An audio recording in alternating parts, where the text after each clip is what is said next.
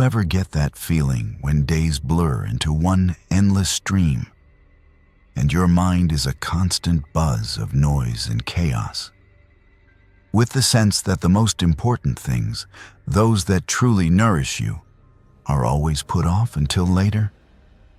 I've often found myself living on standby, postponing dreams, important conversations, even simple joys, because now isn't the time. There's too much to do, or it'll be better later. And that later turns into an endless loop that drains your energy and leaves you feeling empty. We seem to be living, but in reality, we're just flipping through pages, never truly reading the most interesting chapters. But what if I told you there's a way to break free from this cycle? Not just a temporary fix, but an entire philosophy. A powerful operating system for your mind that helps you not only manage chaos, but genuinely live, not just wait. In the next few minutes, we won't dive into dry academic theory. Instead, I'll share simple yet incredibly effective exercises and insights that you can apply right now to stop putting life off and start appreciating every moment. And this is where that operating system I mentioned comes into play. A philosophy that has helped people for centuries cope with adversity, make decisions, and truly live. At its core lies perhaps one of the most paradoxical and powerful ideas, Memento Mori.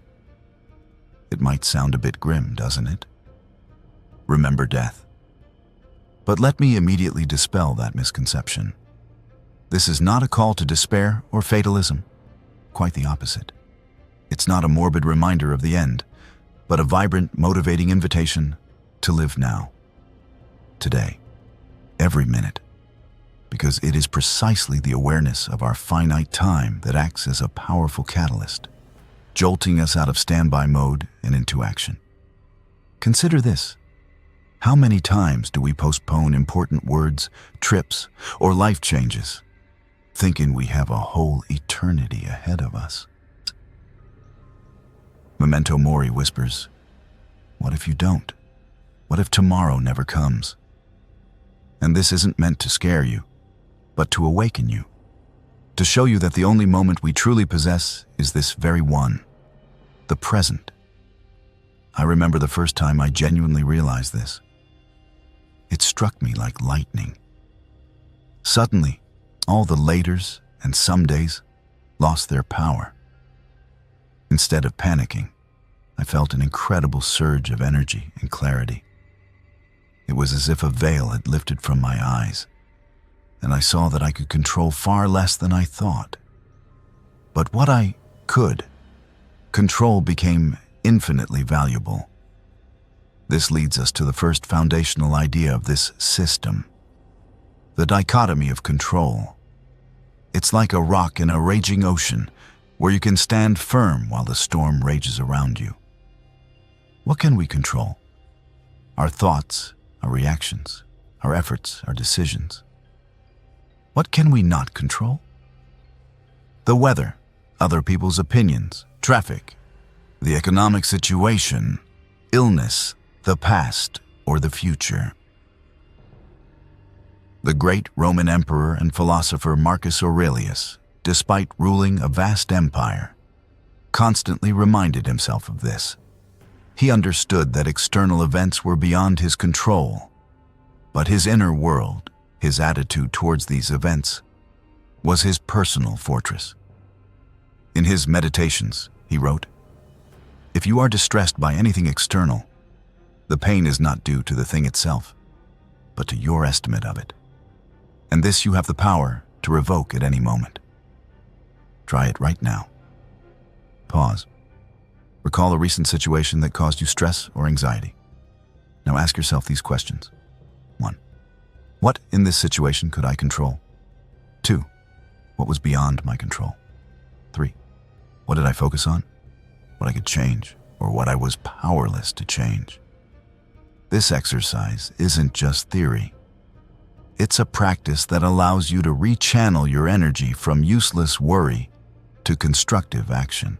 It helps you understand that often the source of our discomfort is not the problem itself, but our reaction to it.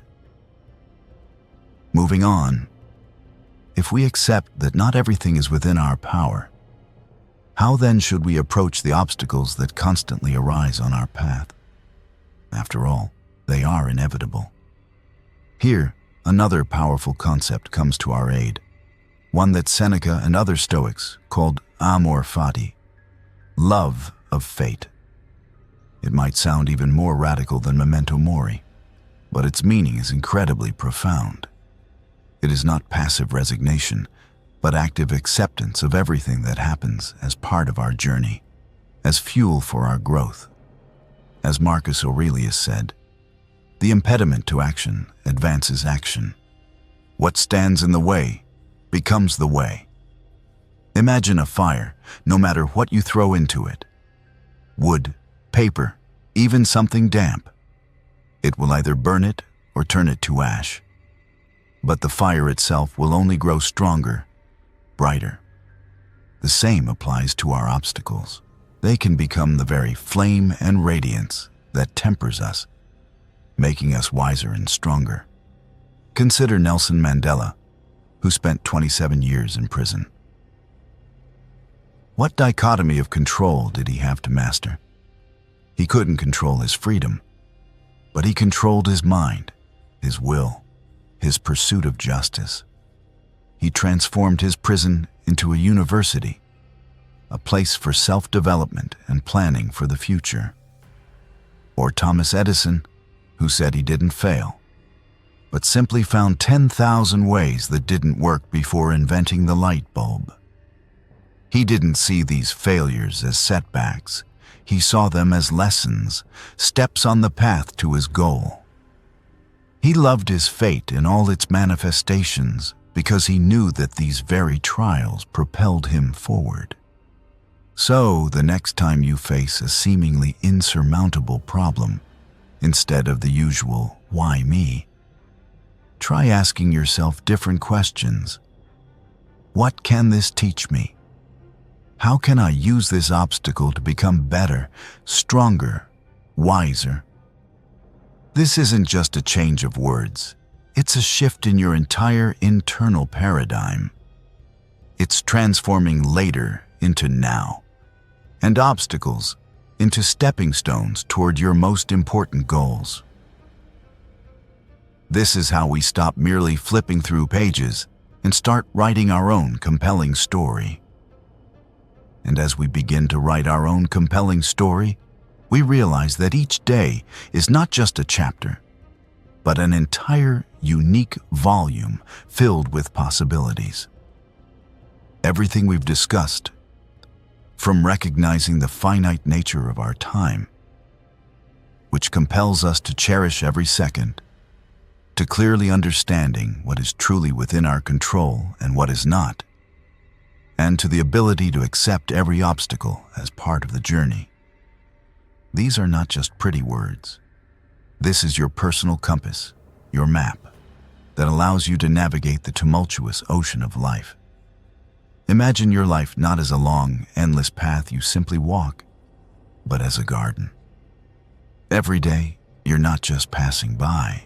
You are the gardener, and every choice you make, every action you take, is a seed you plant. You don't wait for the fruits to grow on their own. You tend to them. You nurture them.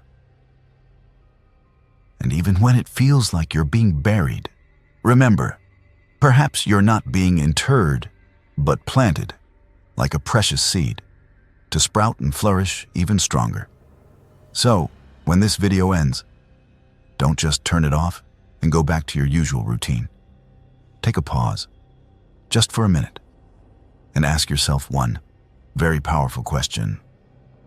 What is one smallest action I can take right now to stop putting my life off and start truly living? Perhaps it will be a crucial conversation you've been postponing. Perhaps it will be just a call or a message. Or maybe it will simply be a conscious, deep breath. Start small, because it's these small steps, taken today, that create the compelling story you so desire to live.